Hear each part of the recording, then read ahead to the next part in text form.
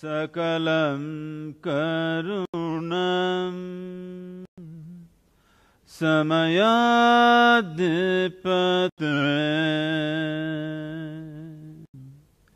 akilam karunam. Good evening. Good evening, everyone. You know, you really need to explain certain things to me today. Some of the things that have been happening here that don't make sense to me. Thank you very much, by the way, for joining us in this conversation. Let's start with the lighter of just something there led by Sadhguru and the rest of them. What does that mean?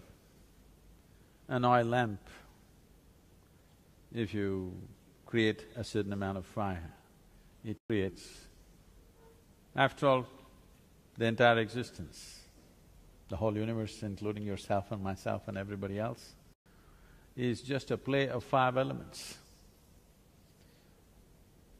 of earth, water, air, fire and space. So fire, just to get fired up. Okay. And then the chant, the 2-minute chant, and that was preceded by some motions with your hands. And this is me being curious. I'm sure there'll be a lot of other people curious about what's going on, so that we get a better understanding. Any curious people at all? Yeah? Almost everybody's curious about this. So, then the chant. What was the chant? What were you saying there? The chant is about this, birth is sweet, you know, you're born and life is on and suddenly a child is bubbling with life. It's a very sweet happening. But death is compassion.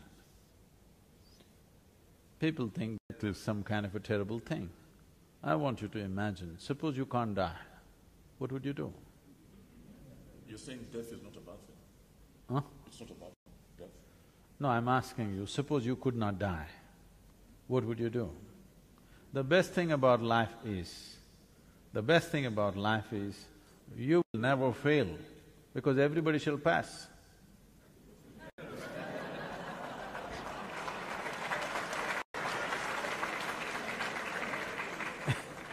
And I needed to get these things out of the way before we begin our conversation, because… And the next part of the chant is, we may understand life in so many different ways. Essentially, it's a certain play of time and energy. Time is slipping away. As we sit here, it's slipping away. We may think many things in our minds. Socially, we may think we're doing many things. But as far as this body is concerned, it is making its journey straight to the grave without wavering for a moment.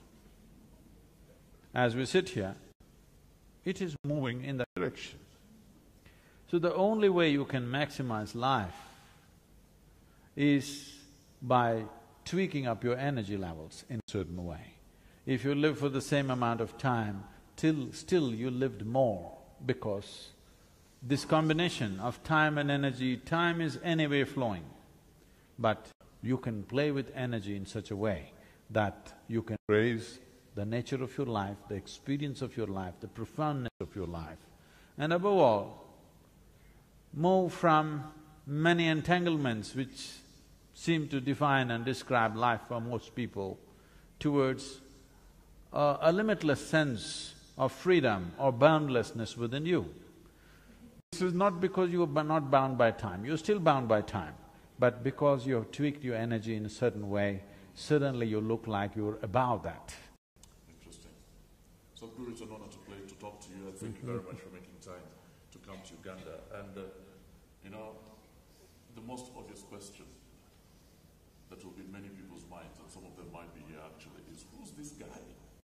You know, who is he? He has a long beard, described him to some people. You're trying to, huh? No, so who's this guy? And so when they come in here and there's this whole setup and there's this glowing tribute with someone saying that you're as powerful as the your power extends across the universe, I thought to myself, is this guy God? Who is this guy? And it would be interesting if you helped us understand who you are and where you come from and how you ended up in Uganda.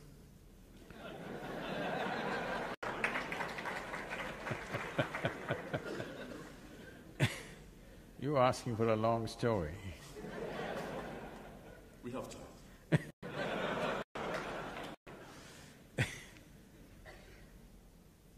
I'm just saying how to abridge the story.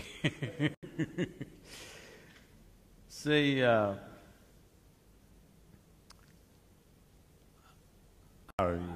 grew up being a super skeptic. Super skeptic. I have a million questions about everything. I did not identify myself with my family, nor the local religion, nor the social structures, nor the political structures, nor even the nationality of where I was born. Because I did not identify myself with anything, though I was involved with everything, I did not belong to anything, which gave me a certain freedom of looking at everything the way it is.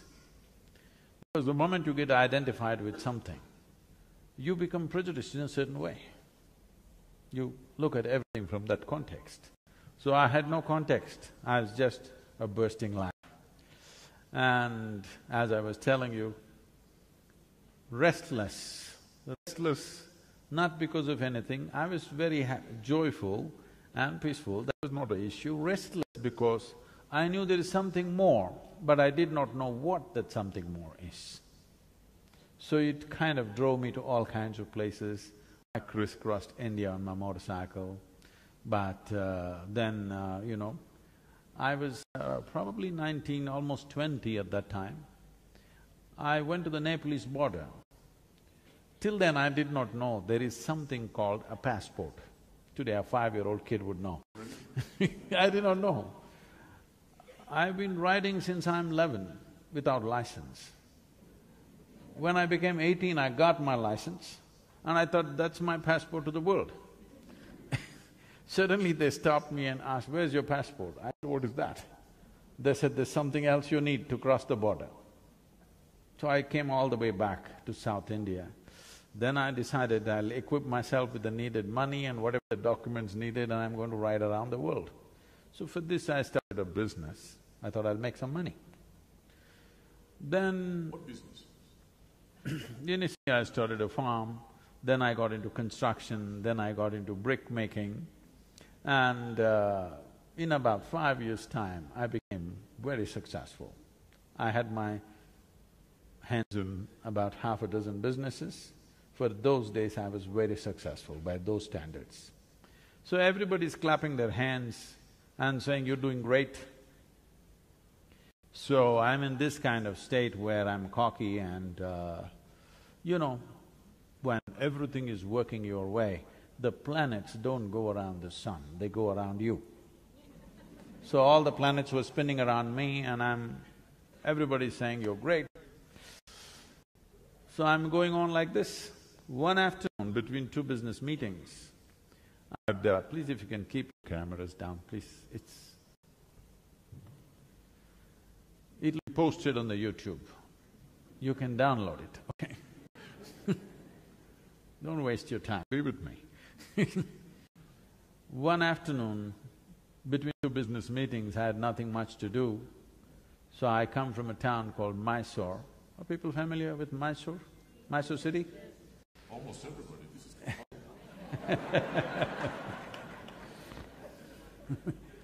is… So, there's a small hill in Mysore called Chamandi Hill. The culture and the tradition of the time, especially for the youth, was if we want to test our motorcycles, we went up Chamandi Hill. If we want to party, we went up Chamandi Hill. To party? Yeah.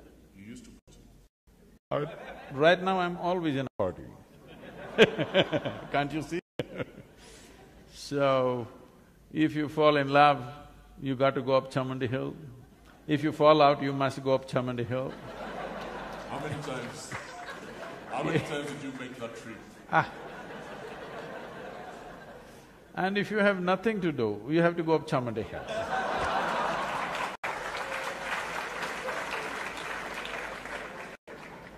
So on this afternoon I had nothing much to do, so I rode up Chamandi Hill.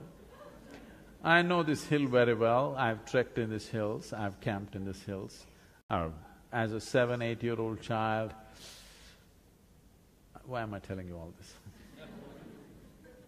If I found 10 rupees in those days, I would just leave a note and I would vanish into the jungle. It's called theft, right? No. Helping yourself to it. Oh no, it was given to me. If I had 10 rupees, I'm gone. And from the age of 7, I earned my own pocket money right through. Never borrowed, never took any money from my parents, so don't worry about theft. The thing is, I went off into the hills. If I had enough food for 4 days, I'm gone for 4 days. They're searching all over, police complaints, looking all over the town. One thing they don't know is I'm in the jungle. Doing what? Oh, I walked around, familiarized myself with every other life. I caught a bunch of snakes, I caught all kinds of insects. I was learning life, paying attention to all kinds of life. There's more life in the jungle than in a Kampala, you know. More variety, I mean, and more numbers too. So I know this place very well. So that afternoon I went and sat up on a rock that was very familiar to me. My eyes were still open. I've been practicing yoga since 12 years of age, but that was mainly for physical prowess and mental prowess, which it definitely did give me. It did set me apart among any group of people, but I never knew there is something else to it. That afternoon I sat there, my eyes were still open. Till that moment, I thought, this is me and that is somebody. I have no issues with that somebody, but this is me and that is someone else. Suddenly I did not know which is me and which is not me. The very air I breathed, the rock I was sitting upon, the atmosphere around me, everything became me. I thought this madness lasted for about maybe 10–15 minutes, but when I came back to my normal senses, about 4.5 hours had passed. For the first time in my adult life, tears, me and tears were impossible. Tears are flowing to a point my shirt is all wet. I've always been peaceful and happy, life is working out the way I want, I'm young and successful and no problems. It is just that every cell in my body was bursting with ecstasy. Tears are just dripping like this. So when I shook my skeptical head and asked what's happening to me, the only thing that my mind could tell me was, maybe I'm going off my rocker. Which happens?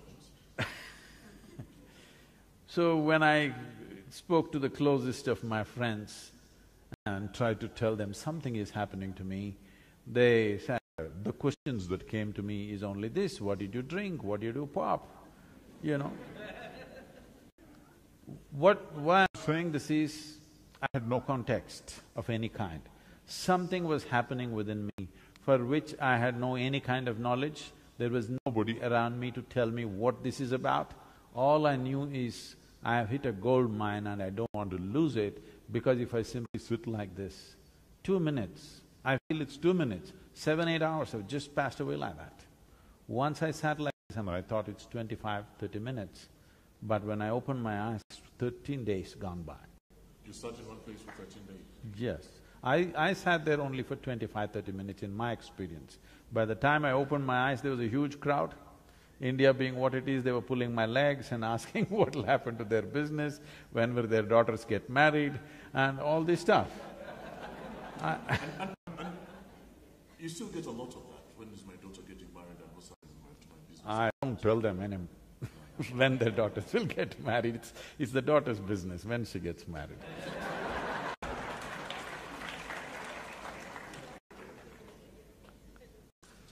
And then that's an interesting story. It begins there, ends up in Uganda now. You're sitting down. Hey, I'm not ending up here. You're not. So we are in Uganda at the moment. Yeah. Why Uganda? How did you end up here? Okay, you say you're not ending up here, I understand that. But why Uganda?